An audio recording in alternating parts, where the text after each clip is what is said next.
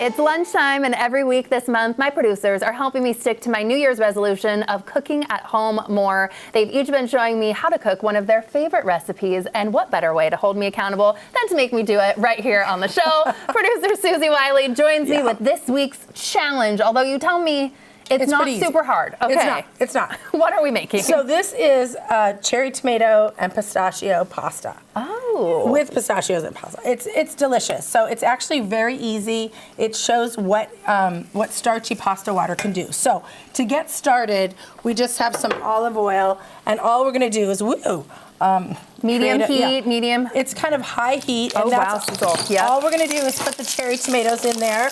They're going to sizzle.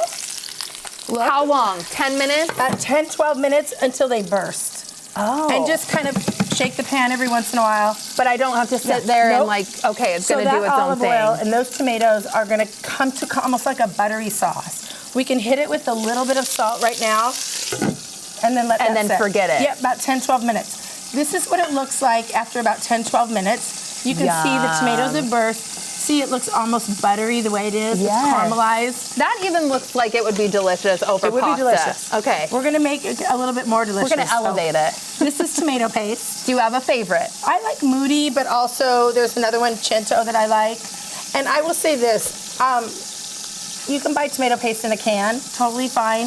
I like a tube because you don't use it all, and this just goes in your fridge. That makes sense, especially if you're living alone like me. I just don't want to be a waster, a food waster all the time. So we're just going to do a tablespoon or two in here. This is double concentrated, basically, tomatoes, so go ahead and stir that around. And this is more concentrated than like a tomato, sauce that you see, like the paste is very concentrated. So then you do that, and then this is the liquid gold. I love that you call it liquid gold. Tell me more. Diet Coke liquid gold. It is true. This is the other liquid gold. So we've already cooked off our pasta. Before we drain it, we want to save the pasta water. That would be something I would forget. Okay. It's very starchy. I have a tip.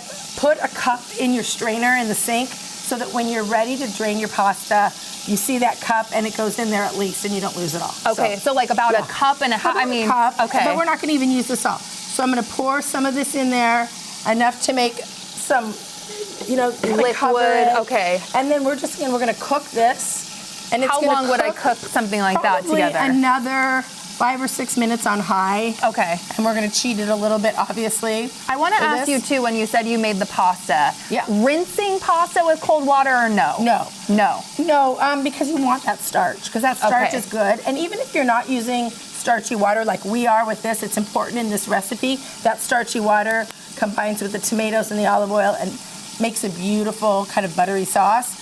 But even if you're not, you still want the starch that holds on. It makes sense. Yeah. All right, and while that's going and we're stirring occasionally, I'm doing something over here. Yes. Pistachios. These are pistachios. Look, buy them roasted and salted. Okay. All done, and you just want to give them a rough chop. Perfect. Okay, I'm trying. Rough chop. Rough chop. Joel Gamron showed me a rough chop. You're doing it. I'm doing it. This is actually going better than I thought. Nothing's flying around. Right, and you can hear these tomatoes in here. Yes. I'm going to give them a shake, and then I'm going to stir this other pot. I would not think pistachios and tomatoes, but it's both two things that I love. So, I know. And you could do a protein, too. What would you add, maybe, with this? I might add, so you could add a chicken cutlet on the side. You learn how to make those. I did. You also could take this sauce and put it on top of the chicken cutlet. Oh, You wanted to go without the pasta. But even just a little piece of chicken or, I think, a small piece of steak with a side of pasta, why not? Why not? And then you also said, which is one of my favorite things, burrata cheese. You could add that too, right? So if I were doing a cutlet and I just wanted to make this sauce, I'd finish the sauce, get it down where I wanted it, and then I would pour it over the chicken cutlet and add a dollop of ricotta or burrata. Ooh, delicious. Would that be so good? So good. So good. That's a good rough chop. Thank you. I was waiting. I was like, I hope she tells me that. Okay. Let's talk about Parmesan cheese, because when this is done, we're just going to finish it with the pasta and then hit it with the pistachios and the Parmesan. So we need to grate this. This is a microplane. This is great. I think everybody should have one in their kitchen. I don't have one, but I need this. Yeah. Okay. Feel free to just, and then actually it might be easier to turn it this way and then just go to town. However you like. This is why you all are on my show, to just really help me this year. This is great. I think a microplane is great for obviously hard cheeses. This is fancy if too. If you Look ever at the way it needed looks. to grate a little bit of chocolate over something. Oh.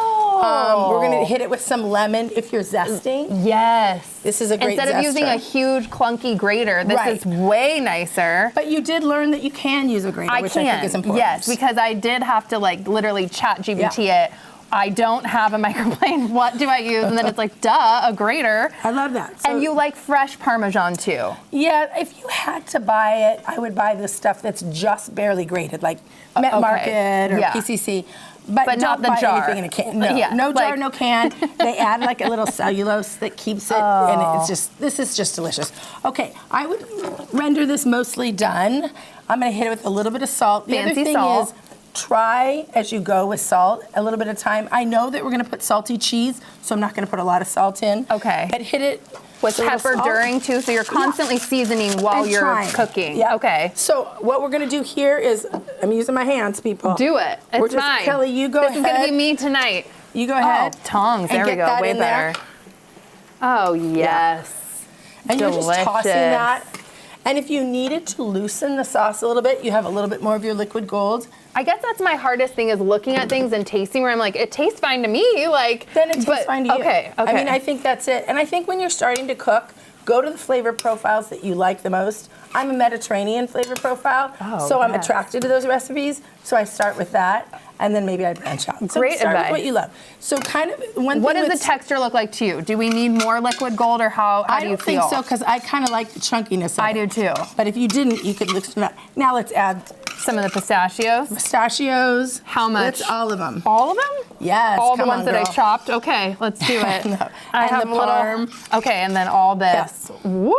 Yeah. Delicious. Yeah. Look at that. And then if you want to try the microplane and hit it with a little bit of lemon zest, and then you also said we could add maybe mint. You could add a little mint if you wanted. Again, the burrata, the protein. Yeah, and then if you want to give that a try, but I'm here's the gonna other give this thing a is, try. as you agitate it, the sauce gets even better because of that starch. I'm adding more parm and more pistachios. Do it. Do add parm as you go. Here I go. As we go. Oh, my Lord. It's good. It's not heavy. It's not. It's got a good flavor. So much of pasta makes you feel like you have like a food baby, and it's too much. This is actually feels really light, even though we have a ton of cheese in there. But I also feel like this is healthier. It's not a creamy like white sauce. And you haven't used a lot of butter, any butter at all, actually, because you saw how the butter and the olive oil kind of created that feeling of butter. This is fantastic. Susie, thank you so much. I'm going to actually whip this up tonight. That's my homework assignment, and report back on tomorrow's show. Susie joins me to hear all about my full report. I can't wait. How'd you do? I think I did okay.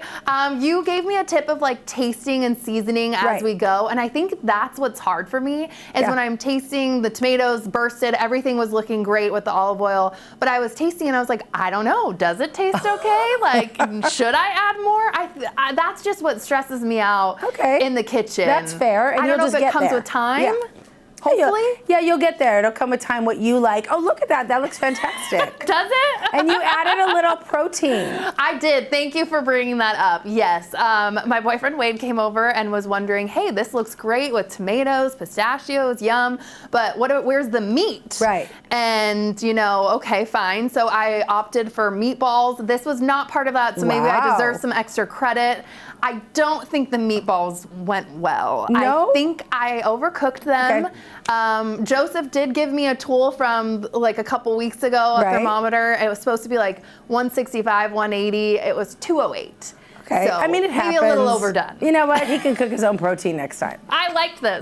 You told me this in the hallway. You're like, why doesn't he just maybe cook his own protein? I was like, you're right. What am I doing? Now, I already have enough stress. As far as gadget goes, you used the microplane. Ooh, I did. I loved it. Which was great for the cheese, even chocolate, the lemon zest. So I have one for you. Oh my gosh, thank you so much. I'm loving these surprise tools that I'm getting every week. And I actually think that's part of it, is that I don't really have I don't have the skill set quite yet, but I also don't have the right tools a lot of times.